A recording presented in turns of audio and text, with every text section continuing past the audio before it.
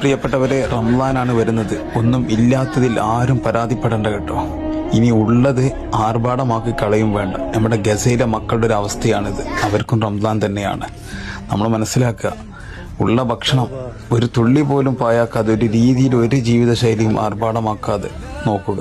ഗസയിൽ ഇന്നും കൊടും ക്രൂരത അരങ്ങേറിക്കൊണ്ടിരിക്കുകയാണ്. നമ്മൾ പല കാര്യങ്ങളും നമ്മൾ അറിയുന്നില്ല എന്ന് മാത്രം.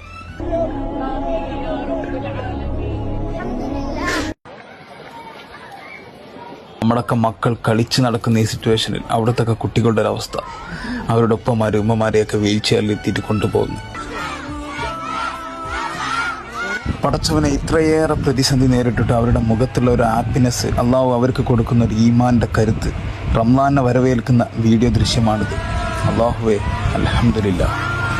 ഈ വീഡിയോ മറ്റുള്ളവരുടെ അറിവിലേക്കായിട്ട് ഷെയർ ചെയ്യാൻ മറന്നു പോകരുത്. Thank you for watching my video.